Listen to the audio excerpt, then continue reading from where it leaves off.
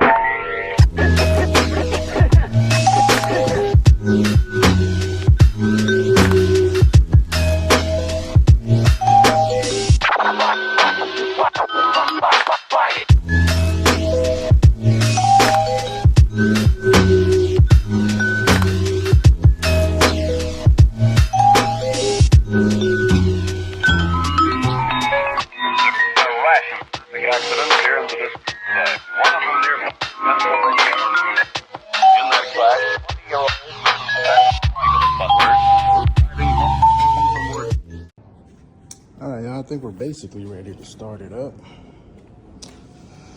I think what I'll do first, I'm gonna back it up just so I can open the door all the way. I'm still gonna get the screen out of the box, hook the screen up, and then still go through the setup. But all the vacuum lines are connected. Fuel lines are good. Once we start it up, then we'll see, once we get pressure up to the rail, we'll check for leaks. Coolant system is good. I had forgotten to put the plug on the back of the head on the passenger side, so a little bit spilled out. So whatever you see on the ground is going to be water. I got that plug in, topped the back off. Just put 10 gallons of fuel in it. Engine's got oil, transmission's got some transmission fluid. We might need some more, but I'll check it once everything comes up to temp. But yeah. Let me put this thing in neutral, back it up, and then we could get inside and start configuring the Aces. All right, y'all. So the power wire I picked doesn't work, so I'm gonna have to find a separate. I'm gonna have to run a separate wire from the ECU under the steering wheel and just wire it directly to the ignition switch so it stays on and gets the proper power. But yeah. Let's go ahead and set this up. So we're in the Wizard 24 tooth. Let's go with mild. This one is the map. This is your map sensor. I'm using the 1041 that came with the Ace. One wideband. Drive-by-wire, no. Transmission control, yes. This is a 4L60. 8 injectors. These are 50 pound per hour. Engine displacement, I think for the 6.0 it is 366. Let's make sure. Okay, it's 364.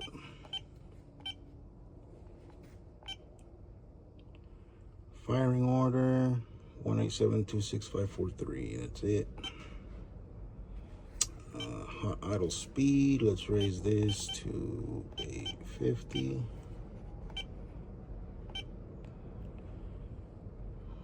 Let's see, and then this is just to verify everything. Transmission control 4060. Yep. Let's save it.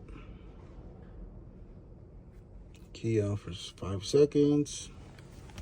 Now my key off, unfortunately, is wired straight to the battery. So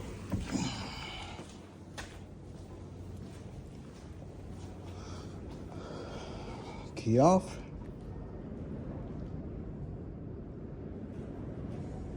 Just make sure those lights come off. Lights are off. Give it 5 seconds. 1 Mississippi, 2 Mississippi, 3 Mississippi, 4 Mississippi, 5. We're back online. That was a fuel pump. Oh, let's see. Before we start, we have to set our base fuel pressure. So, tuning, fuel, basic. Right here. Rated injector pressure.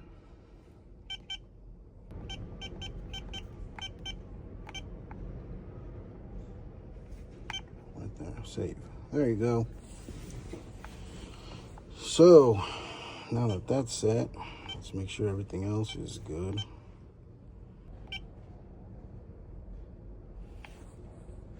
Let's see what she does.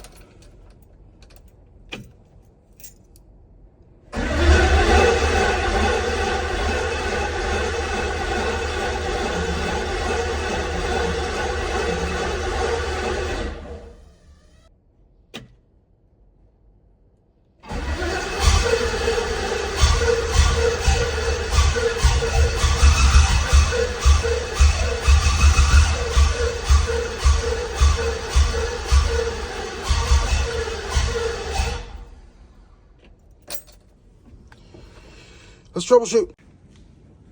All right, so after cranking that Soldier Boy, the injector O-rings on the rail are leaking. So let me pop this fuel rail out and replace those real quick and see if we can get her to start.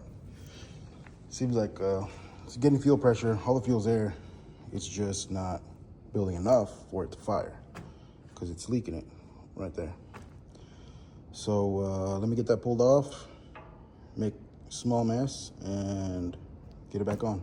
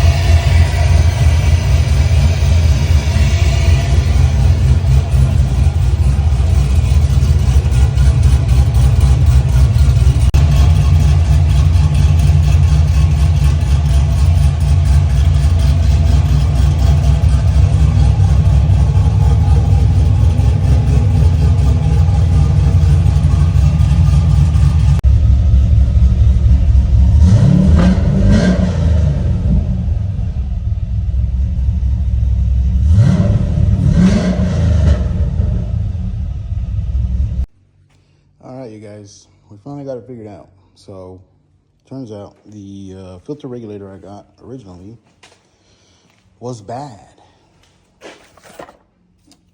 So I went and picked one up at O'Reilly's. That's what's convenient about those. You can pick them up anywhere. Replaced it, finally got full pressure to the rails, and then these O-rings on the injectors were leaking, and then these started leaking. So I went ahead and threw on a fuel pressure regulator, or a fuel pressure sensor, to make sure we had the fuel pressure. I actually hit up this dude, what was his name? A dude named Bryant Stillwell. He's on the ACE groups for like the ACE management or whatever. He's supposed to be the guru for these, but yeah, I just messaged him like, hey man, like, what do you think? And told me probably the most basic thing, check for fuel pressure, and that's what it was. We got fuel pressure. I actually got it started, got it up to temp, and then the O-ring on the injector on this side started leaking. So now I got to pull the rails back off, and then probably let that fuel that sprayed air out before I try to put some heat on it. But yeah, so anyway, this wire that I had originally to power the Keon only has 7 volts, so it wouldn't even power it on. I'm gonna trace that wire back. I know it goes through the firewall over here on this bulkhead, so I'm gonna trace it back, see exactly what it goes to, because I know that's the wire that used to go to the coil for the distributor. Why it's not getting 12 volts, I don't know. I need to figure that out, because it's either I run a new wire all the way in and then just wire it to the ignition switch, or I get 12 volts to that wire, because I know that one stays on and turns on when you crank the switch. But if I can't figure that out inside, I'm just gonna run a new wire, hook it up to the switch, and let her go. But yeah, for now, I need to air some of this fuel out, because it's sprayed everywhere and it stinks in here, and I'm getting kind of high. But while I pull the fuel rails off, I'll just catch a little buzz, replace the injector O-rings, and hopefully I'll get you guys a startup video here in a little bit. But man, this thing chops good. I'll insert a video here that I sent to Brandon and the guys, all the supportive homies. They like the updates, so I'll put that in here, and I'll get you guys back when I get this injector leak problem fixed. All right, y'all. We got all the leaks fixed. I ended up rewiring that wire there. I found a wire on the ignition switch that wasn't even hooked up to provide power for like the coils. That's what I was only showing, like 7 volts. I was pulling it from somewhere else in the fuse box, but you can't see, well, that yellow wire right there, that one wasn't hooked up. But now, damn air compressor's going crazy.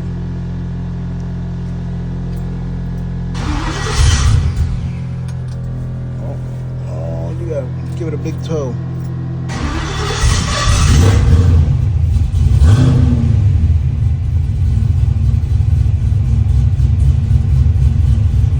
There you go.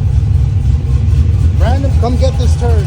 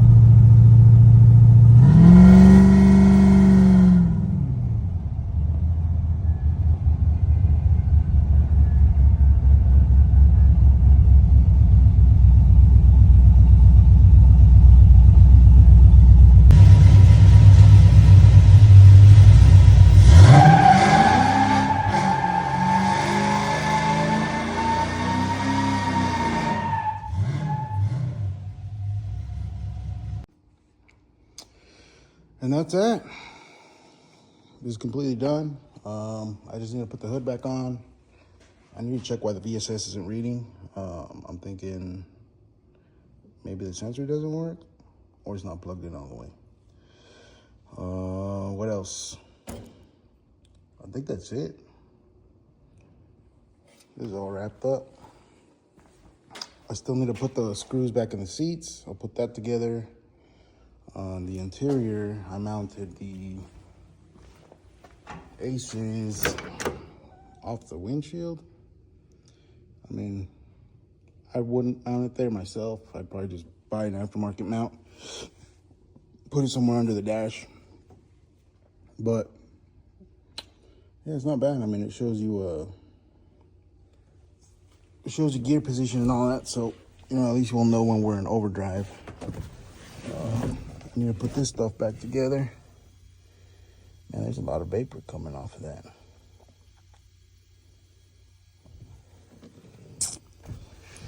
We're gonna have to figure something out. But yeah, might have to vent the cap.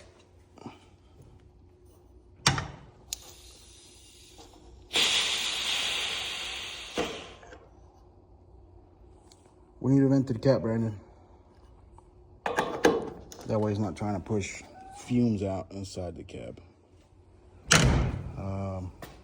But yeah, I'll get the hood back on, and then I did a sweet burnout in it. Brandon's aware, don't worry. But yeah, she lights them up pretty fast. That's all I got for today. Thanks for hanging out. Remember, Jesus loves you. And I'm sure he would have loved hot rods too. Peace.